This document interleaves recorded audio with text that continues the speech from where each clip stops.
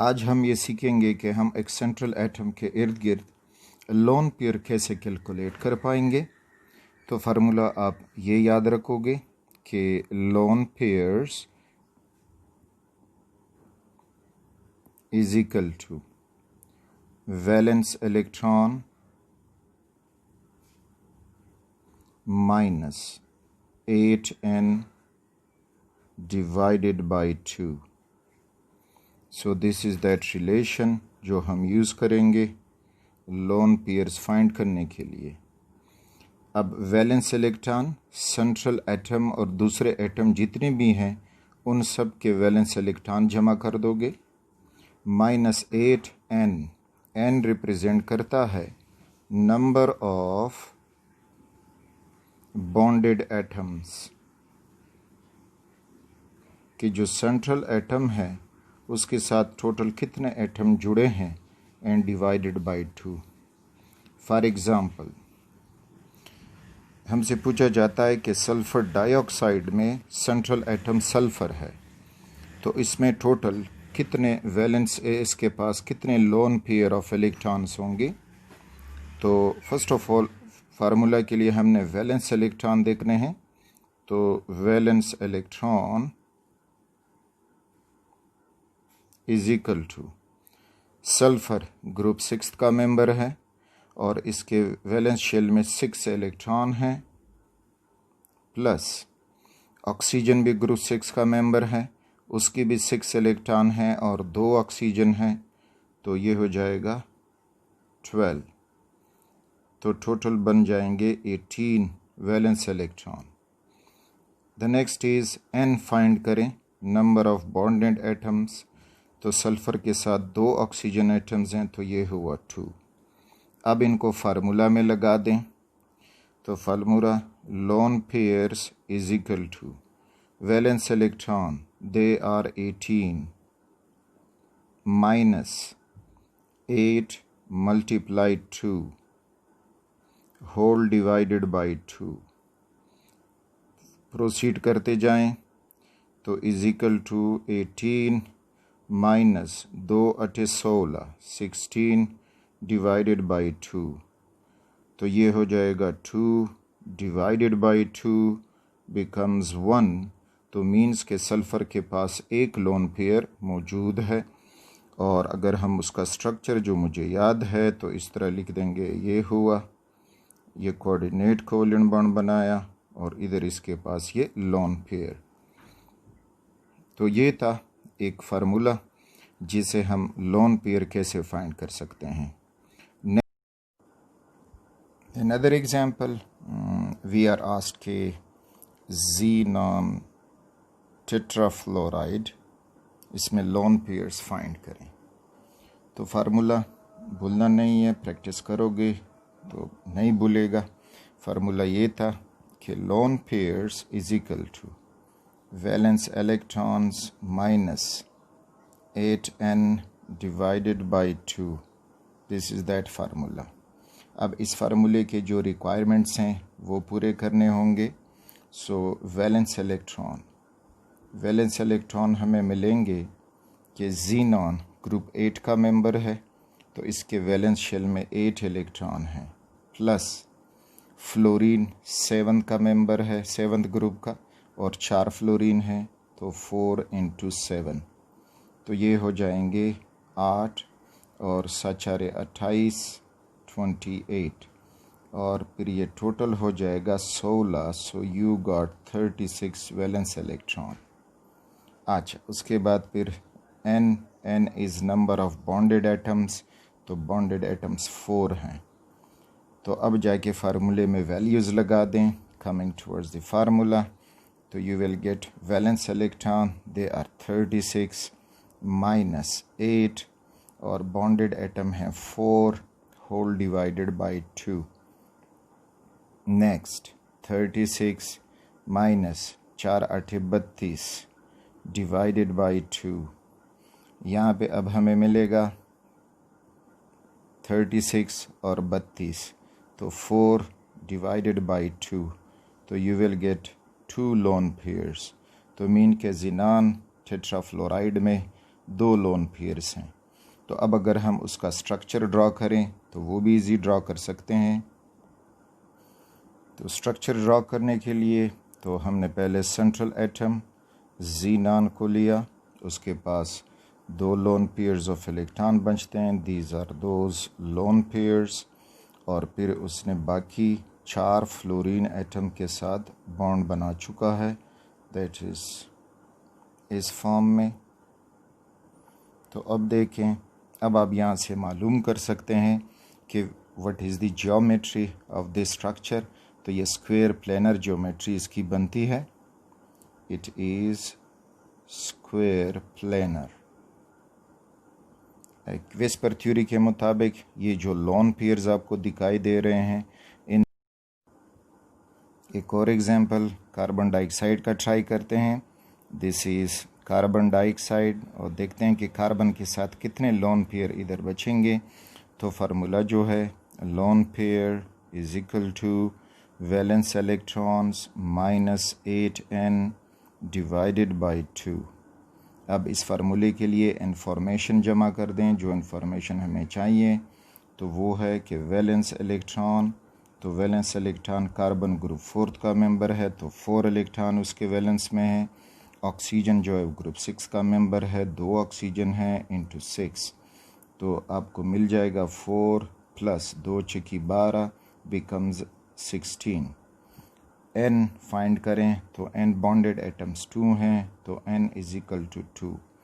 तो अब वैल्यूज़ लगाएं फार्मूला में। तो फार्मूला में lone pair is equal to valence electron 16 है माइनस 8 इंटू 2 डिवाइडेड बाई 2, तो हमें मिल जाएगा 2 अटे 16, 16 minus 16 divided by 2 is equal to 0।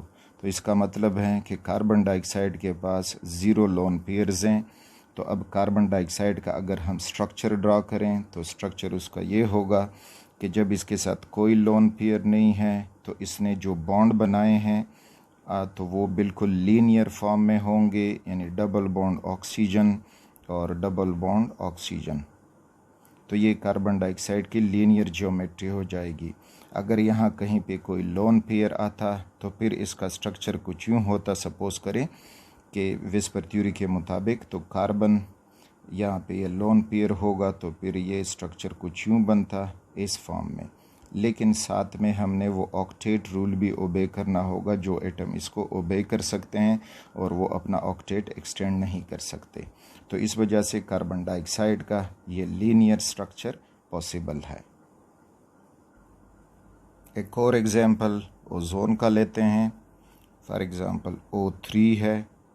अब इसमें सेंट्रल एटम भी ऑक्सीजन है और बाकी भी ऑक्सीजन है।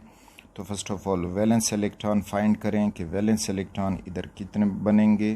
तो valence electron is equal to, अच्छा, एक ऑक्सीजन जो है वो 6 ग्रुप का मेंबर है सारे, तो एक ऑक्सीजन में 6 वैलेंस इलेक्ट्रॉन होते हैं, मल्टीप्लाइड 3, तो ये हो जाएगा 18 electrons. Number of bonded electrons, तो इधर देखें एक ऑक्सीजन जो है वो सेंट्रल एटम में, बाकी 2 जो हैं वो बॉन्डेड हैं, तो ये हो जाएगा 2। अब फार्मूला में लगा दें, फार्मूला में lone pairs of oxygen in ozone is equal to valence electron minus 8n divided by 2। Values लगाएं, वैलेंस इलेक्ट्रॉन और 18 माइनस 8 इंटू 2 और डिवाइडेड बाई 2। फर्दर सॉल्व करेंगे तो 18 माइनस 2 अटे 16 डिवाइडेड बाई 2 बिकम्स, तो 2 आएगा, 18 से 16 माइनस होके डिवाइडेड बाई 2 हो जाएगा। So you will gate 1 lone pair, के ऑक्सीजन के पास ओजोन में 1 लोन पेयर है। अच्छा, अब इसके मुताबिक अगर हम ओजोन का स्ट्रक्चर ड्रा करें तो ये सेंट्रल एटम ऑक्सीजन हुआ जिसके पास 1 लोन पेयर है। अब बाकी इसने ऑक्टेट कंप्लीट किया है, तो कैसे कंप्लीट किया कि इधर 2 इलेक्ट्रॉन इसने शेयर किए हैं एक ऑक्सीजन से डबल बॉन्ड बना के, और बाकी इसके जो अपने 2 इलेक्ट्रॉन हैं ये इसके 6 इलेक्ट्रॉन पूरे हुए, और इसके अपने जो 2 इलेक्ट्रॉन थे वो दे चुका है दूसरे ऑक्सीजन को। तो इस तरह से ये ओजोन कोऑर्डिनेट कोवेलेंट बॉन्ड बना चुका है इधर। तो हम इसका स्ट्रक्चर कुछ यूँ लिख सकते हैं कि ozone double bond oxygen and coordinate covalent bond oxygen, और इधर उसका ये लोन पेयर। तो ये था लोन पेयर को फाइंड करना, और फिर उससे इजीली आप स्ट्रक्चर ड्रॉ कर सकते हैं। अच्छा, टू बी नोटेड, यानी ये आप साथ में याद रखें कि अगर आंसर जो इस हम लोन पेयर फाइंड कर रहे हैं, lone pair is equal to valence electron -8 into the bonded atoms divided by 2, तो यहाँ पे अगर आंसर नेगेटिव में आता है तो उसका भी मतलब होगा कि it has no lone pair. ठीक, यानी इसका होगा कि 0 लोन पेयर्स हैं। तो ये फार्मूले में रिक्वायरमेंट्स, फॉर एग्जांपल हम HNO3 में देखना चाहते हैं कि HNO3 में नाइट्रोजन के पास कितने लोन पेयर होंगे। तो दिस इज़ HNO3। अच्छा, तो पहले वैलेंस इलेक्ट्रॉन फाइंड करते हैं। तो वैलेंस इलेक्ट्रॉन फाइंड करने के लिए हमें ये लगे हो जाएगा कि हाइड्रोजन फर्स्ट ग्रुप का मेंबर है तो इसकी वैलेंस शेल में 1 इलेक्ट्रॉन है। नाइट्रोजन फिफ्थ ग्रुप का मेंबर है तो इसके 5 इलेक्ट्रॉन हुए। ऑक्सीजन 6th ग्रुप का मेंबर है और 3 ऑक्सीजन है तो 3 चिकी 18 हो जाएगा। इनको जब हम प्लस करेंगे तो यू विल गेट कि 13, 14 और 24, so you will gate 24 valence electron. और नंबर ऑफ बॉन्डेड एटम्स अगर हम n मालूम करेंगे तो वो 3 ऑक्सीजन है, एक जो है वो हाइड्रोजन है, तो वी गॉट 4। फार्मूला में लगा दें तो lone pair is equal to valence electron 24 हैं -8 इंटू 4 और whole divided by 2 getting 24 minus 4 8 32 और डिवाइडेड बाई 2।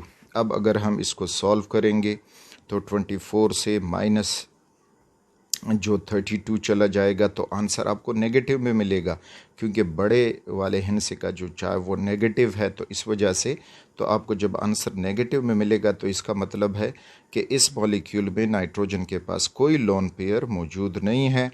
और नाइट्रोजन जो है इस मॉलिक्यूल में ये कर चुका है कि इसके अपने ऑक्टेट पूरा करने के लिए कुछ यूँ किया कि ये उसके 5 इलेक्ट्रॉन थे इस फॉर्म में। अब इस 5 इलेक्ट्रॉन में उसने ये किया कि डबल बॉन्ड बनाया ऑक्सीजन से, तो इस तरह से ये, और इसका भी डबल बॉन्ड बनाया ऑक्सीजन से, और यहाँ पे सिंगल बॉन्ड बनाया है ऑक्सीजन से, और ऑक्सीजन आगे फिर हाइड्रोजन से बॉन्डेड है।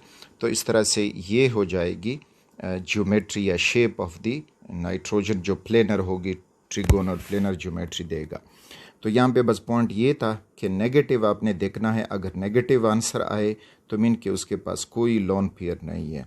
अनदर एग्जांपल ट्राई करें, दैट इज़ BeCl2। अब इसमें लोन पेयर फाइंड करेंगे तो lone pair is equal to valence electron -8 into n divided by 2। Valence electron जब हम मालूम कर रहे हैं तो बेरिलियम सेकंड ग्रुप का मेंबर है तो इसके पास 2 हैं। Valence electron chlorine 7th group का मेंबर है, वो 2 हैं, और सेकंड ग्रुप का, और क्लोरीन 7th ग्रुप का, और 2 क्लोरीन हैं, तो 7 × 2 तो हमें मिल जाएगा 14 और 2 तो 16 valence electron. Number of bonded atoms जो हैं वो 2 हैं। तो अब फार्मूला में लगा दो, टोटल इलेक्ट्रॉन 16 हैं -2 8 इंटू 2 तो डिवाइडेड बाई 2। अब यहाँ पे हमें मिलेगा कि दिस इज़ 16, 2 8 16 और डिवाइडेड बाई 2। तो इस तरह से 0 आया, डिवाइडेड बाई 2 0। ठीक, तो जिसके पास लोन पेयर नहीं होंगे उसका आंसर या तो 0 आएगा या फिर उसका आंसर आपको नेगेटिव में मिलेगा, जिस तरह इस केस में हमें नेगेटिव में मिला है। अच्छा, इसी तरह